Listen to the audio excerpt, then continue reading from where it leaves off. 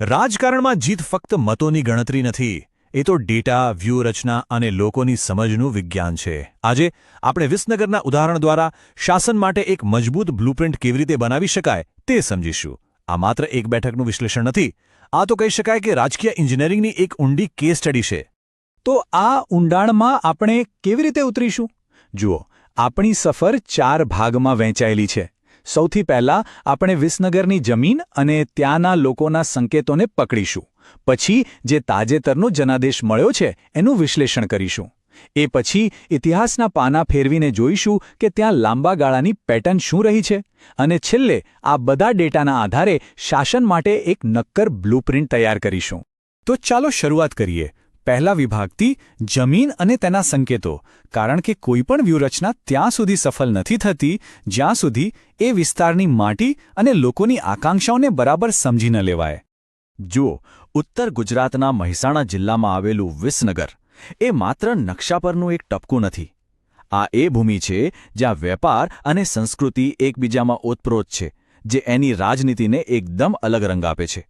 કહી શકાય કે અહીંની જમીન ફક્ત ખેતી માટે જ નહીં પણ રાજકીય સમીકરણો માટે પણ એટલી જ ફળદ્રુપ છે. વિસનગરની ઓળખ એ બેવડી છે. એ એક અર્ધ શહેરી બેઠક છે જેનું કેન્દ્ર કૃષિ બજાર છે. અહીં શહેરનો વેપાર અને ગામડાની આજીવિકા બંને એક સાથે ધબકે છે. એક તરફ જીરું અને મસાલાના વેપારીઓથી ધમધમતું બજાર છે, તો બીજી તરફ એક મોટો વર્ગ સીધો ખેતી પર નભે છે. અને આ જ અનોખું મિશ્રણ એની રાજનીતિને સતત ઘડે છે. તો વિસનગરના લોકો રોજબરોજ કઈ બાબતો સાથે ઝઝૂમી રહ્યા છે? જમીન પરની હકીકત આ 4 મુખ્ય મુદ્દાઓમાં સમાયેલી છે. 1. ખેડૂતોની સમસ્યા, ખાસ કરીને મસાલા અને તેલીબિયા પકવતા ખેડૂતોની. 2. ગામડાઓમાં પાણી, રસ્તા અને શાળાઓ જેવી પાયાની સુવિધાઓનો અભાવ. 3. શહેરી વિસ્તારમાં જીએસટી અને યુટિલિટી બિલ્સનો આર્થિક બોજ. અને 4, કદાચ સૌથી મોટો સવાલ, યુવાનો માટે રોજગારી ક્યાં છે? આ ખાલી ચૂંટણીના મુદ્દા નથી, આ લોકોના જીવનની સચ્ચાઈ છે. સારું, ચાલો હવે આંકડાઓની દુનિયામાં જઈએ. વિભાગ 2, જનાદેશનું વિશ્લેષણ.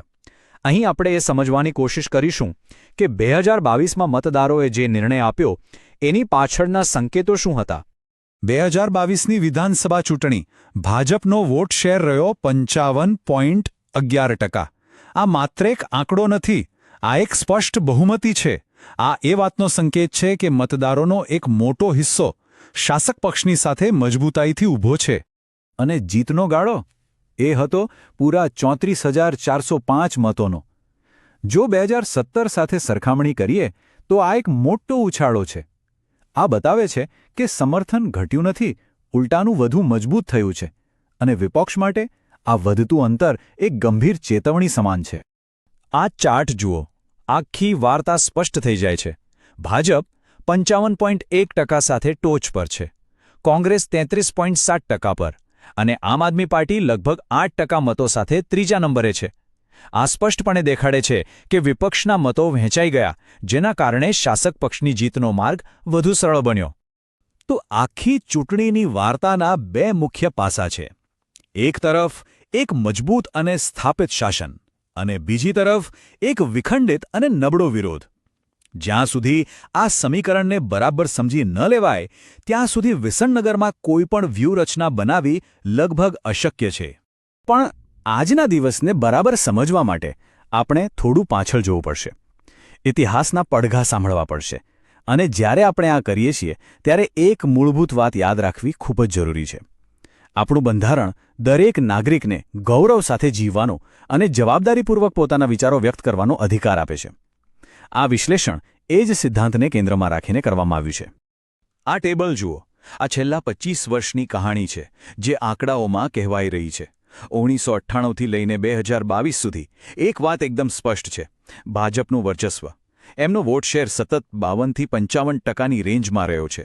આ કોઈ એક વખતની જીત નથી, આ એક પેટર્ન છે, દાયકાઓથી બનેલો એક મજબૂત મતદાર આધાર. અને આ સમયરેખા જુઓ, એ જીતના માર્જિનની કહાણી કહે છે, જે સતત વધી રહ્યું છે.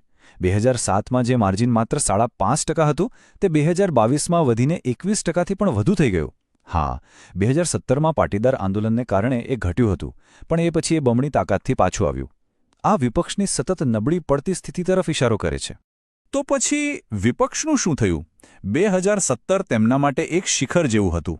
પાટીદાર આંદોલનના કારણે કોંગ્રેસ 42% મતો સુધી પહોંચી, જે એક મજબૂત પ્રદર્શન હતું.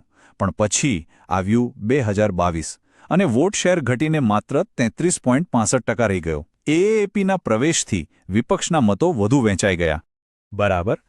અત્યાર સુધી આપણે સમસ્યાનું નિદાન કર્યું, આંકડાઓ જોયા, ઇતિહાસ સમજ્યો. હવે ઉકેલ શું છે? ચાલો આગળ વધીએ આપણા અંતિમ વિભાગ તરફ, શાસન માટે એક બ્લુપ્રિન્ટ. અહીંયા આપણે ડેટાના આધારે એક નક્કર વ્યૂહરચના રજૂ કરીશું. આગળનો રસ્તો શોધવા માટે એક સાચા દ્રષ્ટિકોણની જરૂર પડે છે.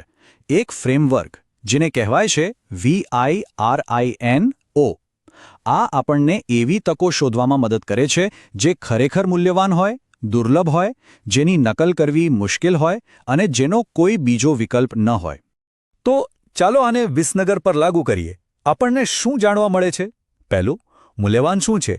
ખેડૂતો અને યુવાનોની એવી ફરિયાદો પર કામ કરવું જેનો ઉકેલ નથી આવ્યો. બીજું, દુર્લભ શું છે? જ્યાં શાસક પક્ષ નિશ્ચિંત છે ત્યાં લોકોનો વિશ્વાસ ફરીથી જીતવો. ત્રીજું, જેની નકલ ન થઈ શકે એ શું છે? મોટી રેલીઓને બદલે પાયાના સ્તરે લોકો સાથે સંબંધ બનાવવા. અને છેલ્લે, જેનો વિકલ્પ નથી એ શું છે? સ્થાનિક ખેડૂત સંગઠનો અને યુવા જૂથો સાથે મળીને એક ગઠબંધન બનાવવું. આ માત્ર સિદ્ધાંત નથી, આ છે એક્શન પ્લાન, જેને અમે કહીએ છીએ ચતુર્મુખ સિદ્ધાંત, એટલે કે 4 મોરચે એક સાથે કામ.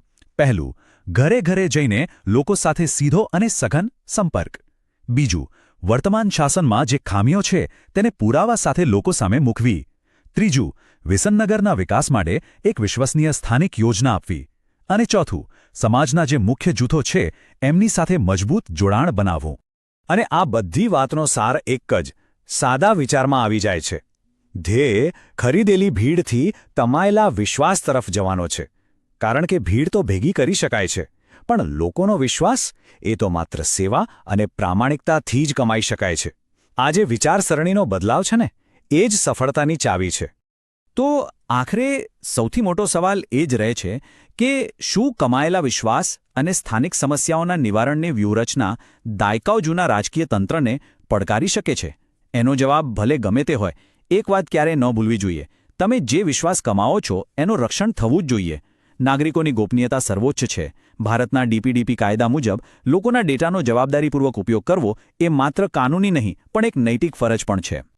જો તમે લોકો કેન્દ્રિત નેતા બનવા માંગતા હો અને તમારા મત વિસ્તારનો ઉત્કર્ષ કરવા માંગતા હો, તો blueprintstrategies.ai પર mgr@blueprintstrategies.ai પર સંપર્ક કરો અથવા 0700402 041602 પર કોલ કરો.